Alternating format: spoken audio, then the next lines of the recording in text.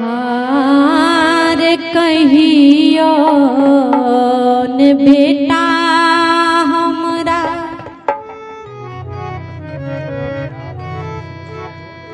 बाबू कही के बुलैला हो रे।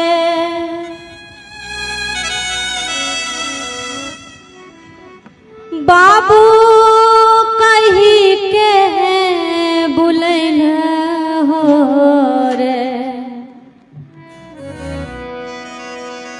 आजू बेटा बाबू कहने जा। आजू बेटा बाबू कहने जा।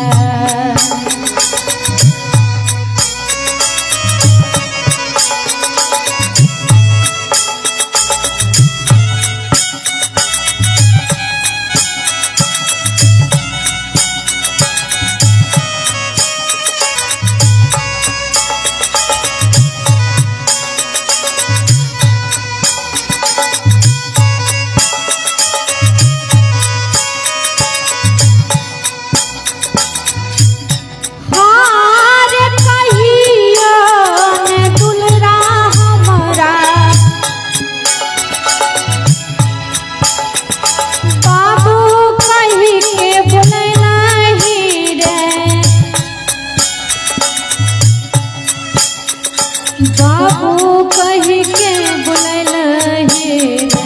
आजू बेटा बाबू कहने जा।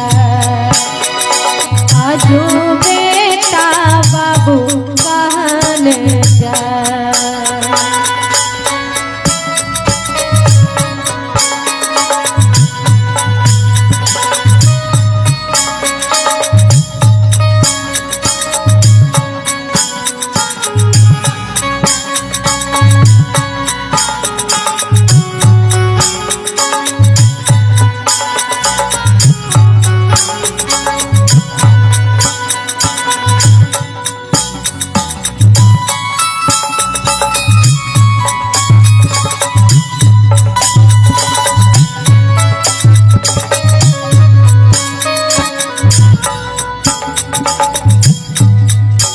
और मानो अर्थी से आवाज आ रही है, बाबूजी कुछ कहना चाहते हैं कि बेटा जब मैं जीवित था तो ठीक से सेवा नहीं किया, भोजन नहीं दिया, और आज बाबू बाबू कह के चिल्ला चिल्ला करके रोते हैं। और मानो अर्थी से आवाज आ रही है, हार कहियो ने बेटा हमरा धोतिया पिन्हला हो रे। धोतिया पिन्हला हो रे। आजू देल पीताम्बरी रे ओझा। आजू देल पीताम्बरी रे ओझा।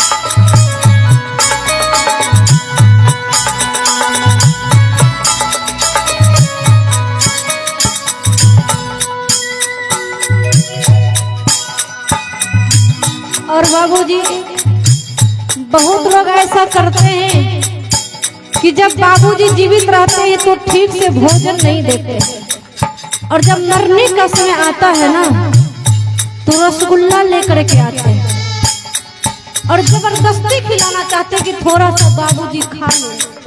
लेकिन उस समय तो मृत्यु का तांडव होता है, उस समय कुछ भी अच्छा नहीं लगता।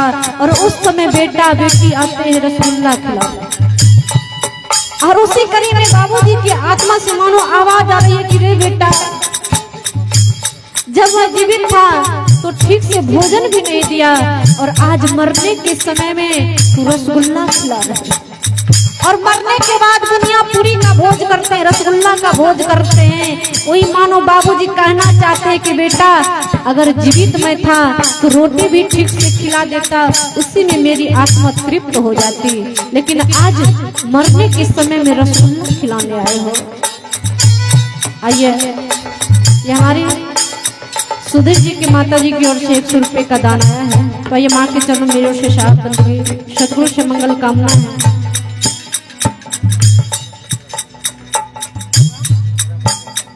राम आज्ञा, ये श्रीमान राम आज्ञा पासवान जी हैं, तो इन बाबूजी की ओर से भी 50 रुपये का आशीर्वाद आया है। साहब बंदगी सदगुरु सदा कल्याण करें, उनके परिवार को सदगुरु की ओर से बहुत बहुत साधुवाद, बहुत बहुत साधुवाद।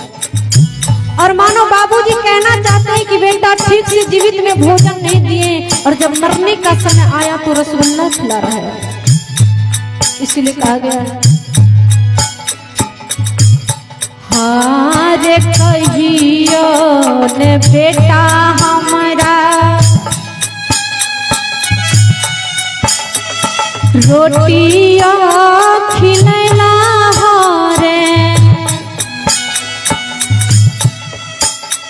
रोटिया खिलैला रे, आजू बेटा रसगुल्ला तोहरे खिला, आजू बेटा रसगुल्ला तोहरे खिला।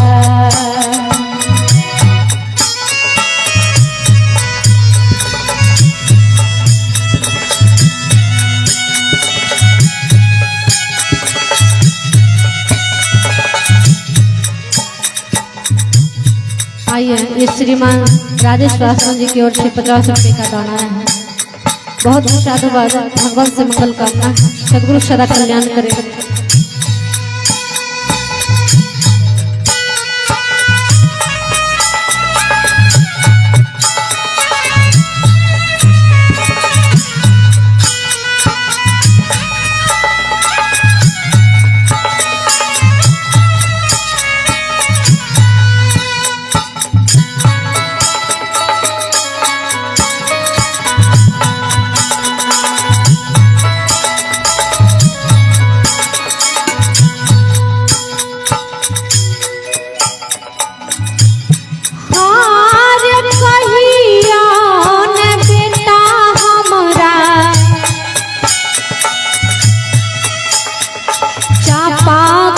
पर नहैल हर कुइया पर नहैल हर, आजू बेटा गंगा जी मेरे फंसा, आजू बेटा गंगा जी मेरे फंसा।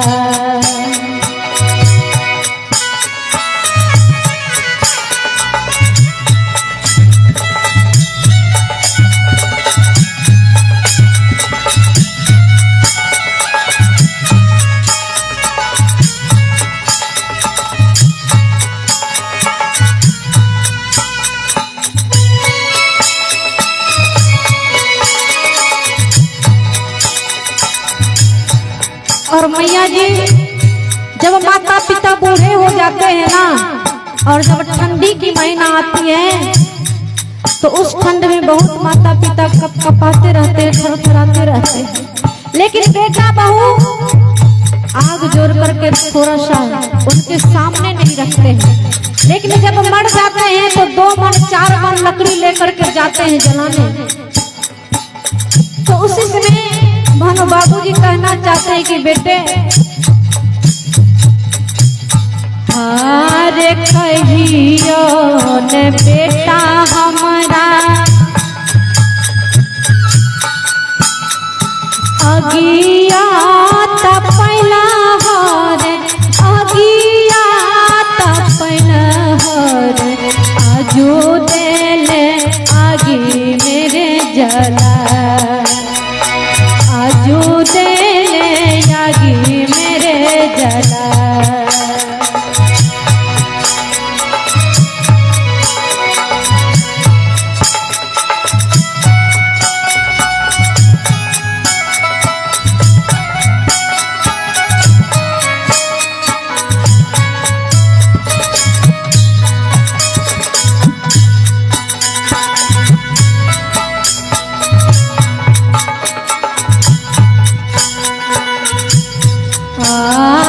धर्म ही दासाए गैलन सामदनिया गैलन सामदनिया संतो भैया लियो ने विचार संतो भैया लियो ने विचार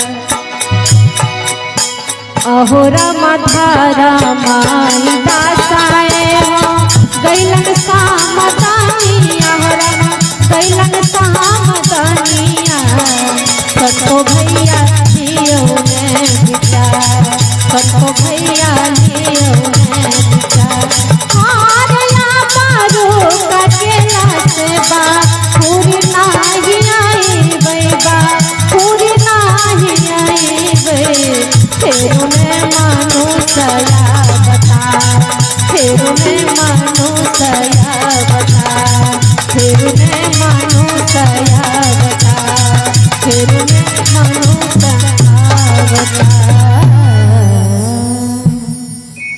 प्रेम से सतगुरुदेव की, स्वर्गीय मोहन बाबू की, उनके परिवार की, फुइया सरकार की, सब संतान की, सतगुरु कबीर साहब की। तो ये सभी के चरणों में साहब बंदगी, कुछ गलतियां भी हुई हुई क्षमा कर देंगे। हेलो, अभी आपने संत दीप शिखा साहिबा से आपने ये शांति संदेश सुना। मैं विधिवत इस मंच की अध्यक्षता का घोषणा करूंगा। आज हमारे सतलोकवासी परम पूज्य संत श्री बहोरदास जी इस संसार